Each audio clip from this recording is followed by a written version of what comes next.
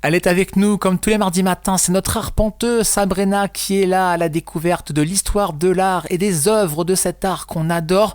Et ce matin avec toi Sabrina, on va se rendre à Paris, plus précisément au Louvre, dans une salle que vous connaissez forcément tous, la salle où il y a la Joconde.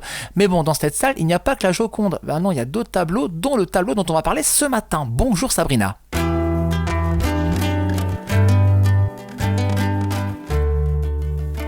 Chers auditeurs et auditrices, cette semaine, je vous emmène dans un banquet grandiose, un lieu où l'histoire sacrée rencontre l'éclat du faste vénitien. Il s'agit des Noces de Cana, un chef-d'œuvre monumental de Paul Véronèse réalisé en 1563. Imaginez devant vous une immense terrasse baignée de lumière.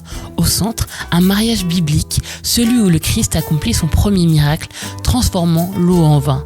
À partir de ce récit ici des évangiles, Véronèse décide d'en faire non pas une simple scène religieuse, mais une véritable fête de la Renaissance. Un banquet, comme seule Venise savait en donner.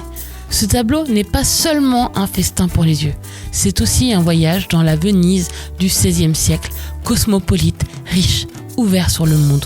On y trouve 130 personnages, musiciens, serviteurs, invités prestigieux, certains portant les turbans des ambassadeurs orientaux, d'autres les soies précieuses de la noblesse vénitienne, le peintre lui-même et ses contemporains, dont Tintorin et Titien, se glissent discrètement dans la scène. Ils deviennent les musiciens du banquet. Véronèse joue de la viole, Titien pince une viole à archer, Tintoret gratte son instrument, comme pour nous inviter à tendre l'oreille. La composition est d'une maîtrise absolue, une architecture classique qui guide notre regard, une table infiniment longue qui structure la scène, et partout des éclats de couleurs, les rouges vifs, les bleus profonds, les ors chatoyants. C'est un feu d'artifice visuel, presque cinématographique avant l'heure. Ce qui fascine, c'est le contraste entre le caractère sacré du moment, le miracle du Christ, et la joie profane du banquet. Au centre de la tablée, où l'on devrait voir les mariés, se trouve Jésus-Christ, entouré de sa mère, de ses disciples, mais aussi de princes, d'aristocrates vénitiens. Ainsi, les mariés, eux, se retrouvent à l'extrême gauche de la toile et relégués en bout de table.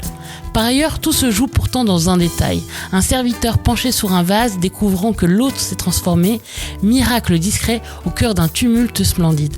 Véronèse nous dit, alors que le divin se cache dans la vie quotidienne, dans le bruit, les rires, la musique. Si aujourd'hui ce tableau se trouve en France, au Louvre, c'est qu'elle fut emportée par Napoléon en 1797 au titre des contributions de guerre.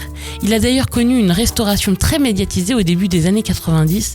À l'époque, cette restauration sur échafaudage a été faite in situ et face au public. À l'issue de cette dernière, certaines personnes militent pour le retour de cette œuvre dans son lieu d'exposition original à Venise, au monastère San Giorgio Maggiore, mais cela n'a pas abouti et les Noces de Cana sont restées en France.